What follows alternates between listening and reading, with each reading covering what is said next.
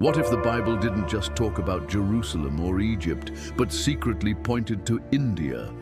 From a king's empire stretching to the Indus River to peacocks strutting in Solomon's court, ancient scriptures hide clues to a land of mystery and riches. Could India be woven into God's story? Stick around. This biblical journey might blow your mind.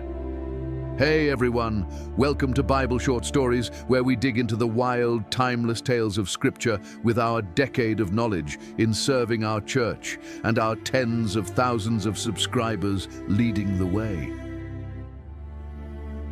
Today, we're unraveling a question that's puzzled scholars and believers alike. Does the Bible mention India?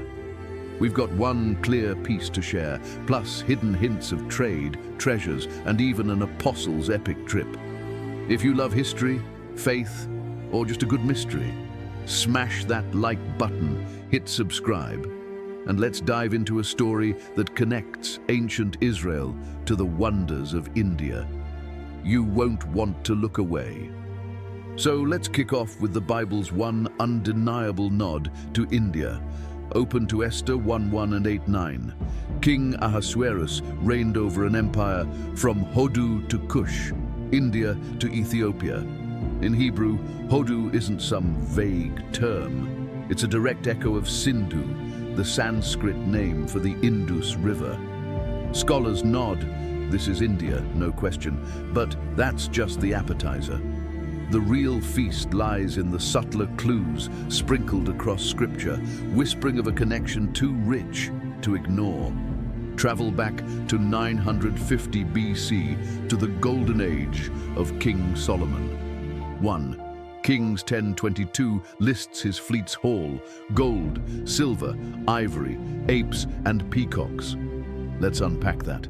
Peacocks, those iridescent show-offs, are India's calling card, strutting wild in its forests. Ivory, picture Indian elephants, their tusks gleaming white, prized across empires. Apes, think langurs or macaques swinging through India's jungles. The Hebrew terms tell a deeper story. Tuki, peacock, mirrors Tamil's tokai. Shen habim, ivory, hints at Sanskrit's ibha for elephant, and kof, ape, aligns with kepi, Sanskrit for monkey. These aren't random imports, they're linguistic breadcrumbs trailing back to India. Now, close your eyes and step into Solomon's palace. A queen from Sheba sweeps in, her retinue laden with spices. She freezes as a peacock fans its tail, a living tapestry of sapphire and emerald, its cry piercing the air. Nearby, an elephant lumbers past, its tusks carved into a throne's armrests, inlaid with gold from Ophir. Monkeys scamper in gilded cages, chattering as scribes tally the wealth. This isn't just a zoo, it's a flex. Solomon showcasing a trade network that stretches to India's shores. Visitors whisper, how far does his reach go? But the clues keep piling up. Song of Solomon 4:14 rhapsodizes about aloes wood, a fragrant timber hacked from India's sandalwood groves, its scent wafting through Jerusalem's temples.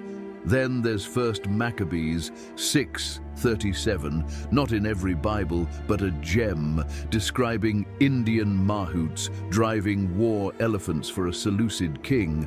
Imagine an Israelite scout, heart pounding, as a beast towers over him, its driver barking orders in a tongue from beyond the horizon.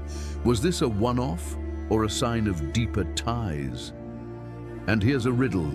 Isaiah 60:9 mentions Tarshish, a distant land of ships and silver. Spain's the usual suspect, but some whisper it's India's Tamil coast. Ports like Muziris, where Roman coins and Indian gems traded hands. Dig deeper, Genesis 2:12's Havilah boasts gold, bdellium, and onyx, sound like India's Deccan mines. A lost scroll from Qumran even hints at spices from the east in Eden's rivers. Could India be the Bible's hidden Eden? Here's the shocker. These treasures weren't cheap. A single peacock feather could buy a month's grain, an ivory tusk, a year's wage. Solomon wasn't just rich, he was plugged into a global web, India at its edge. So, what do you think? Was this a divine nod to a land of wonders, or just a king's shopping spree? Drop your take in the comments. So, how did India's treasures land in Solomon's lap? Let's sail back to 1000 BC, when trade routes stitched the ancient world together. Forget the Silk Road for a sec. These were maritime highways, wooden dhows hugging the coasts from India to Arabia. Picture one. Its hull creaks under sacks of pepper, cinnamon sticks poking out, ivory tusks lashed tight. The Red Sea's waves slap its sides as it docks at Ezion-Geber, Solomon's port near modern Eilat. Archaeologists have unearthed its stones, quays where sailors bartered in half a dozen languages. Zoom into the cargo. Black pepper, India's black gold, fetched insane prices. A pinch spiced a king's feast. Cinnamon, Sri Lanka and South India grew it, its bark peeled by hands that never saw Jerusalem. Sandalwood logs, sapphires, pearls from India's seas. These weren't trinkets, they were power. From Ezion-Geber, caravans took over, camels groaning under loads, trudging through Sinai's sands. A Bedouin guide squints at the horizon. A merchant counts his coins, dreaming of Jerusalem's markets. Step into that market. A trader unfurls sindon, fine cotton named for the Indus Valley, its weave so tight it shimmers. A spice seller waves a cinnamon quill, its aroma tugging at passers-by. A woman lifts a necklace of Indian pearls, each one a diver's gamble with the deep. Nearby, a scribe scribbles a deal for aloes wood, its smoke curling in the temple later that day. This wasn't just commerce, it was a cultural collision, India's fingerprints all over Israel's wealth. But there's more. Job 28:16 raves about gold of Ophir, a port some peg to Karnataka's coast where ancient mines glittered. Genesis 2:11's Havilah might be Gujarat, its rivers once gold-flecked. Artifacts back it up. A Harappan seal, stamped with an elephant, popped up in Mesopotamia. Did it reach Israel too? And Tamil poets sang of ships sailing west, laden with wealth for kings. Could Solomon have heard those songs? Here's the shocker. These roots swapped more than goods. Sanskrit's kapi, monkey, slipped into Hebrew as kof. India's epics, Ramayana's monkey armies, Krishna's flute might have drifted into caravan tales. Picture a Judean kid, wide-eyed, as a trader spins a yarn about Hanuman leaping oceans. Did those stories shape the Bible's edges? And what about a lost logbook, some captain's record of India's ports buried in a desert cave? Ever wonder what secrets those roots still hide? Tell me below. But trade's just the start. What if an apostle walked India's shores and left a church that's still standing? Stay tuned, the wild ride is next. Now, let's chase a tale that's fired up believers for 2,000 years. St. Thomas, the doubter turned missionary, hitting India's shores in AD 52. Picture him, sandaled feet crunching Kerala's sands, cloak salt-stained from a stormy voyage. Tradition says he landed at Cranganore, eyes blazing with zeal. He didn't mess around, preached to fishermen, baptized a king named Gundaferus, some say he's real, coins and all, and built 7 churches. The St. Thomas Christians of Kerala guard his legacy. Palayur's stone cross, etched in Pallavi, screams ancient. Was he martyred in Millipore, speared on a hill? His tomb there draws pilgrims who swear they feel his grit. But skeptics scoff. No hard proof, they say. But dig into this. A 3rd century text, the Acts of Thomas, paints him debating Indian sages, healing with a touch. A Syriac hymn from Edessa calls him Apostle to the East. And those Kerala churches? Their altars hum with chants older than Rome's cathedrals. By the 300s, Persian monks followed, trailing Silk Road dust. Chapels sprouted in India's south, their bells ringing through spice groves.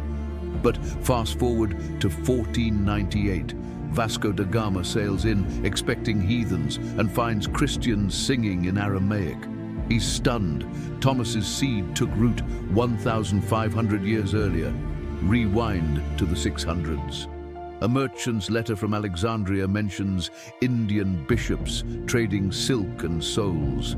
And the Cochin Jews, Silk Road exiles, built synagogues nearby, their Torahs blending Hebrew and Tamil script. Faith wasn't just imported, it fused with India's soul. Then the 1800s ignite.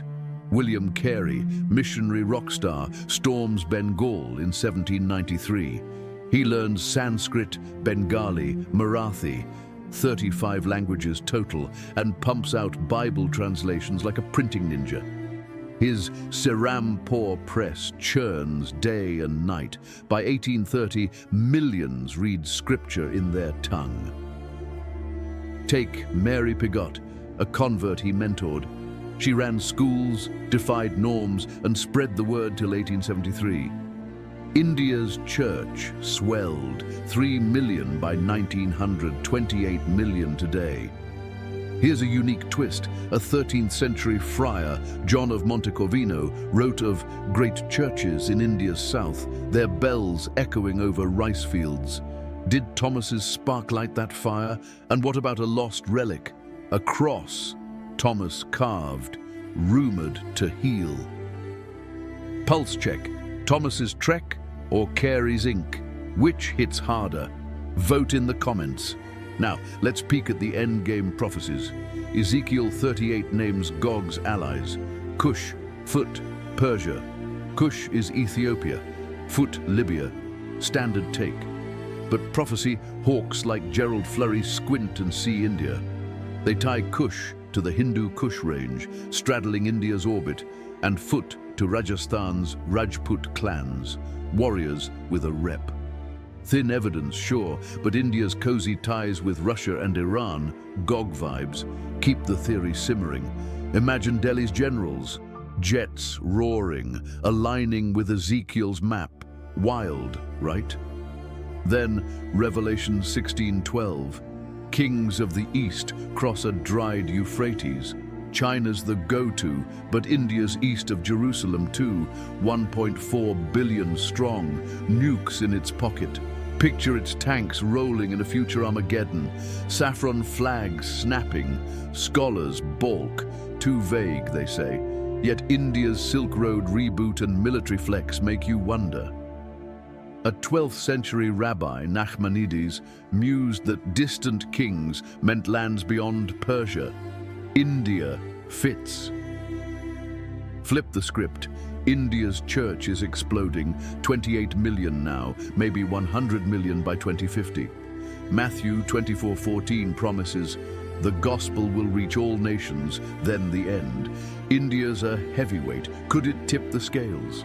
In 1947, missionary Amy Carmichael died in Tamil Nadu after 55 years of preaching. Her converts still pray there. Prophecy's murky, but India's pulse is loud. Here's the shocker. A 19th century seer claimed a ruby from the east, India's church, would shine in the last days. Fact or fancy?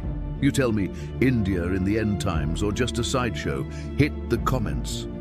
So, does India belong in the Bible? You bet, from Esther's empire to Solomon's ships, Thomas's churches to prophecy's edge. It's no coincidence, it's a thread in God's global weave. Peacocks in Jerusalem, prayers in Kerala. Faith knows no borders. India's proof, the story's bigger than we think. What's your big takeaway? Share your thoughts below. Loved this biblical trip? Smash that like button, subscribe for more, and tell me, where should we explore next? Share this with a friend who geeks out on history or faith. Our next mystery's waiting. Tap the screen to catch it after this. Thanks for hanging out. See you soon. Bible Short Stories, signing off.